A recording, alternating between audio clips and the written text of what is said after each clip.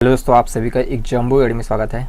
इस क्लास में हम एसएससी जीडी एग्ज़ाम के लिए मैथ्स पढ़ने वाले हैं और यह हमारी रहेगी प्रैक्टिस क्लास 3।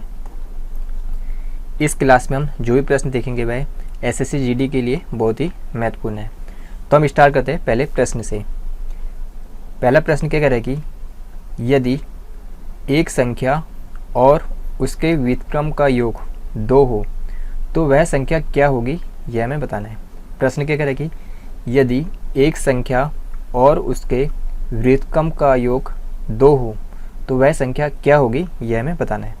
हम मान लेते हैं कि जो संख्या है वह x है। हमने क्या माना कि जो संख्या है वह x है, तो संख्या और उसके व्युत्क्रम का योग तो x प्लस उसके व्युत्क्रम क्या हो आएगा तो 1/x। इन दोनों का योग क्या है तो 2 है। यहाँ से आएगा x² plus 1 equal to 2x। ये इधर आएगा तो x² minus 2x plus 1 equal to 0। ये कौन सी सरल समीकरण बन गई, a² minus 2ab plus b का स्क्वायर। तो यहाँ से हो जाएगा x माइनस 1 का स्क्वायर बराबर 0। तो ये हो जाएगा x बराबर 1।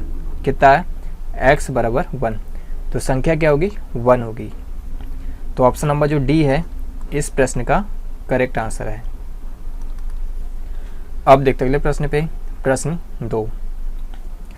प्रश्न 2 के कह रहे कि पहली 10 सम संख्याओं का औसत क्या होगा, यह हमें बताना है। पहली 10 सम संख्याओं का औसत हमें बताना है क्या होगा। तो प्रथम 10 सम संख्याओं का हम योग निकाल लेते हैं। प्रथम 10 सम संख्याओं का योग, इसका फार्मूला क्या होता है, n और n प्लस 1।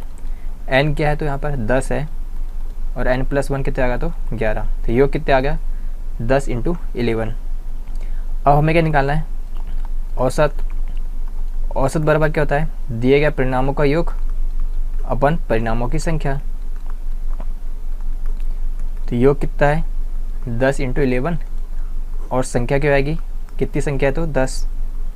तो 10 से 10 कैंसिल हो जाएगा तो कितना है 11। तो पहली 10 सम संख्याओं का औसत कितना होगा तो 11 होगा। तो हमारा ऑप्शन नंबर जो ए है इस प्रश्न का करेक्ट आंसर है। अब देखते अगले प्रश्न पे, प्रश्न 3। प्रश्न 3 के कह रहे हैं कि 3 संख्याएं 1:2:3 के अनुपात में है और उनके घनों का योग 4500 है। सबसे छोटी संख्या क्या है, यह हमें बताना है। यहाँ पर 3 संख्या है जिनका रेशियो 1:2:3 दिया है और उनके घनों का योग हमें दिया 4500। तो हम मान लेते हैं ये x, दूसरी 2x और ये हो जाएगी 3x। इनका घनों का योग हमें दिया 4500। तो x³ प्लस 2x की पावर q प्लस 3x की पावर q इक्वल टू 4500। तो ये आएगा x का cube plus 8x³ plus 27x³ equal to 4500। तो ये टोटल कितना हो गया यहाँ पर 36x³ इक्वल टू 4500। 9 × 4 = 36, 9 × 5 = 45। 4 से आएगा 4 × 4 बचा 1, 4 दूनी 8, 4 × 5 = 20। तो x का क्यूब कितना है 125। तो x बराबर हो जाएगा 5। हमें क्या पूछा है, सबसे छोटी संख्या, हमें x का मान पूछा है। तो x का मान कितना है तो 5 है। यदि हमसे प्रश्न पूछा कि बड़ी संख्या क्या होगी तो 3 × 5 = 15 और बीच वाला पूछता तो 2 × 5 = 10। हमें प्रश्न में क्या पूछा है, सबसे छोटी संख्या। तो सबसे छोटी संख्या क्या होगी 5 होगी। तो ऑप्शन नंबर जो सी है इस प्रश्न का करेक्ट आंसर है। अब देखते अगले प्रश्न पे, प्रश्न 4। प्रश्न 4 के कह रहे कि यदि a c से 50% बड़ा हो और b c से 25% बड़ा हो तो ए बी से कितने प्रतिशत बड़ा होगा ये हमें बताना है। यहाँ पर ए है, बी और सी। प्रश्न क्या कह रहा है कि ए सी से 50% बड़ा हो। ए जो है वह सी से 50% बड़ा हो। हम मान लेते हैं सी 100 है, तो ए कितना होगा 150। उसके बाद बी जो है सी से 25% बड़ा है, मतलब कि जो बी है वह सी से कितना बड़ा है तो 25%, तो कितना आएगा ये 125। 25 से आएगा 6 बार, 25 से आएगा 5 बार, 25 से आ गया 4 बार, तो रेशियो बन गया 6, 5 और 4 का। अब क्या प्रश्न क्या कह रहा है कि ए जो है बी से कितने प्रतिशत बड़ा है। ए बी से कितने प्रतिशत बड़ा है, तो यहाँ पर कितना बड़ा है, ए जो है बी से 1 बड़ा है।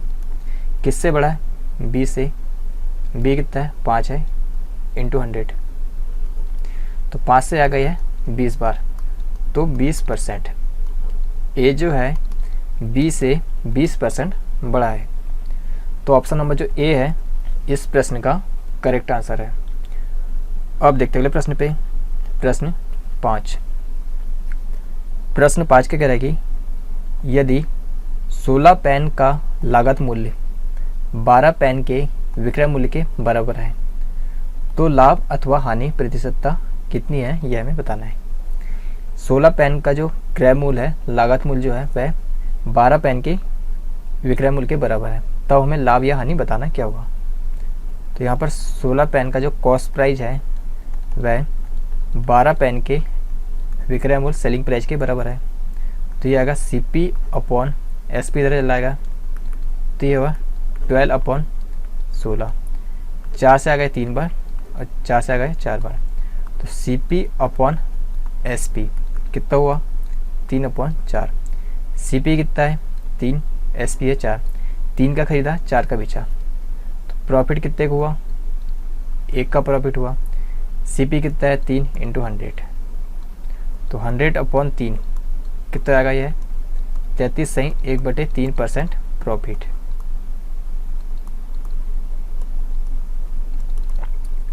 तो यहाँ पर लाभ होगा कितना होगा तो 33.1/3%।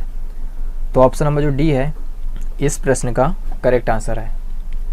अब देखते अगले प्रश्न पे, प्रश्न 6।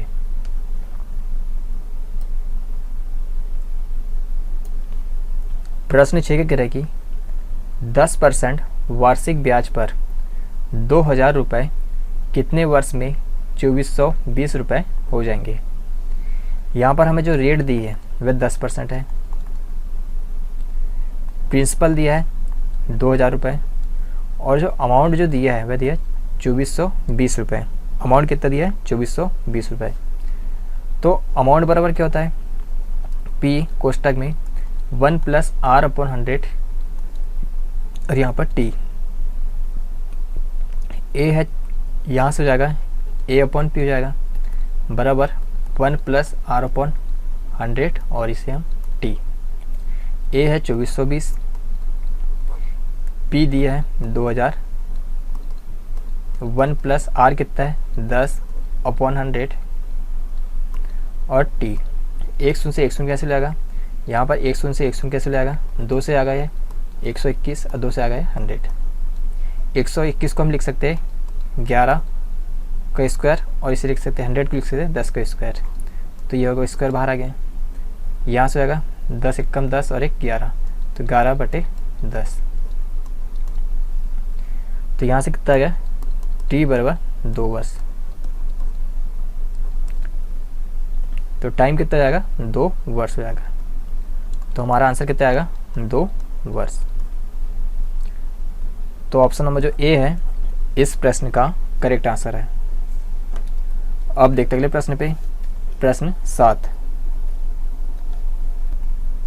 प्रश्न 7 के कह रहा है कि ए किसी काम को 20 दिन में कर सकता है और बी 15 दिन में कर सकता है। सी की सहायता से वे 5 दिन में काम समाप्त कर लेते हैं। सी अकेला उस काम को कितने दिन में करेगा यह हमें बताना है। यहाँ पर ए जो है किसी काम को 20 दिन में कंप्लीट करता है, बी जो है काम को 15 दिन में कंप्लीट करता है, और जो सी जो है यह ए और बी के सहायता से 5 दिन में कंप्लीट करता है। तो ए प्लस बी प्लस सी 5 दिन में। तो 20, 15 और 5 का एलसीएम कितना आएगा 60, और जो एलसीएम आ गई है क्या होगा टोटल वर्क होगा। ए जो है 60 काम 20 दिन में करता है तो 1 दिन में 3 यूनिट कार्य करेगा। बी जो है 60 कार्य 15 दिन में करता है तो 1 दिन में 15 चौक 60 4 यूनिट कार्य करेगा। और ए बी और सी तीनों मिलकर 60 कार्य 5 दिन में करते हैं तो 1 दिन में 12 कार्य करेंगे। तो 1 दिन में किया गया कार्य क्या होता है तो एफिशिएंसी होता है। तो ए की एफिशिएंसी कितनी है 3 है, बी की एफिशिएंसी कितनी है 4 है, इन दोनों की 7 हो गई और तीनों मिला के 12 है। तो सी की कितनी आएगी 5। हमें क्या पूछा है कि सी अकेला उस काम को कितने समय में करेगा, सी का हमें टाइमिंग बताना है। तो टोटल वर्क कितना है 60 है और सी की एफिशिएंसी कितनी है 5, तो 5 से आ गया 12 बार। तो जो सी का जो टाइमिंग होगा कितना होगा तो 12 दिन। सी अकेला इस कार्य को 12 दिन में कंप्लीट करेगा। तो ऑप्शन नंबर जो सी है इस प्रश्न का करेक्ट आंसर है। अब देखते अगले प्रश्न पे, प्रश्न 8। प्रश्न 8 क्या कह रहा है कि किसी संभव त्रिभुज का क्षेत्रफल 400√3 वर्ग मीटर है, इसका परिमाप कितना होगा यह हमें बताना है। हमें प्रश्न में संभव त्रिभुज का जो क्षेत्रफल है वह दिया है। तो संभव त्रिभुज का क्षेत्रफल का फार्मूला क्या होता है √3/4 और प्रश्न में क्षेत्रफल कितना दिया है तो 400 और √3, तो √3 से √3 कैंसिल हो जाएगा। तो ये यहाँ पर क्या होगा a², 4 का गुना इधर जाएगा तो 1600, तो यहाँ से कितना आ गया a² बराबर 1600 जाएगा। तो यहाँ से जो वर्ग हटेंगे तो इधर रूट लग जाएगा, तो a बराबर कितना आएगा ये 40, a बराबर कितना आया तो 40 मीटर। हमें क्या पूछा है परिमाप, तो संभव त्रिभुज का परिमाप क्या होगा तो 3a, 3 इंटू a कितना है तो 40, तो 40 दिया 120 मीटर। तो संभव त्रिभुज का परिमाप कितना होगा तो 120 मीटर। तो हमारा आंसर आ गया 120 मीटर। तो ऑप्शन नंबर जो बी है इस प्रश्न का करेक्ट आंसर है। अब देखते अगले प्रश्न पे, प्रश्न 9।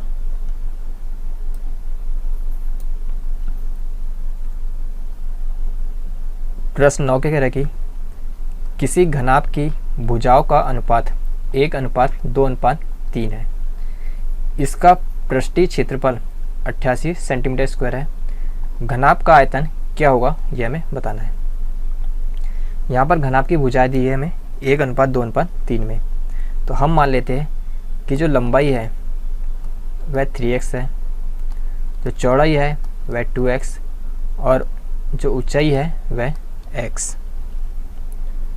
अब घनाभ का जो पृष्ठीय क्षेत्रफल का जो फार्मूला होता है क्या होता है 2 कोष्टक में LB plus BH plus HL। 2 L कितना है तो 3x into 2x plus 2x into x plus x into 3x। तो यहाँ पर कितना आएगा 2, ये होगा 6x² plus 2x² plus 3x²। तो ये हो गया 2,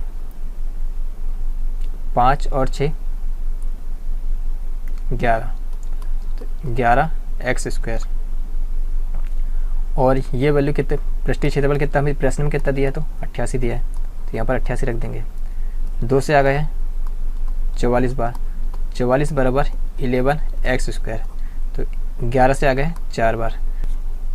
तो यहाँ से क्या होगा x² बराबर 4, x बराबर 2।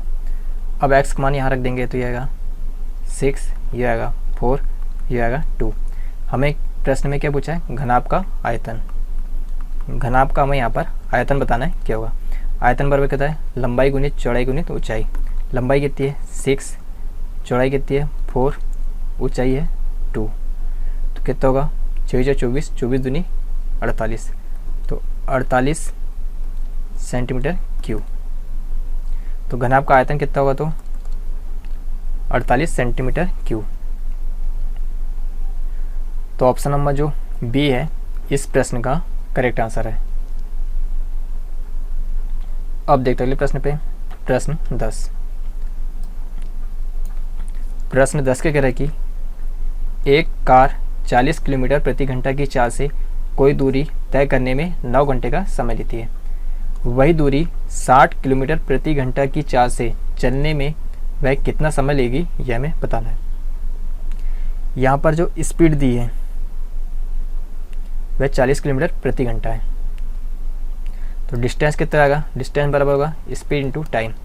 स्पीड है 40 किलोमीटर प्रति घंटा और समय है 9 घंटे का, तो 9 × 4 = 36, 360 किलोमीटर। डिस्टेंस आ गई 360 किलोमीटर। अब क्या कह रहा है कि जो 360 किलोमीटर की दूरी 60 किलोमीटर प्रति घंटे की चाल से चलने में कितना समय लगेगा, यह हमें बताना है। टाइम बराबर बताना है हमें क्या होगा, तो टाइम बराबर होता है डिस्टेंस अपॉन स्पीड। डिस्टेंस है 360, स्पीड है 60 की, 1 शून्य से 1 शून्य कैंसिल, 6 से आएगा 6 बार, तो 6 घंटे का। तो समय कितना लगेगा 6 घंटे का, तो हमारा आंसर आएगा 6 आवर। तो ऑप्शन नंबर जो सी है इस प्रश्न का करेक्ट आंसर है। तो यह था एसएससी जीडी एग्जाम के लिए मैथ्स का प्रैक्टिस क्लास 3। यदि यह वीडियो आपको पसंद आए तो इस चैनल को सब्सक्राइब करें।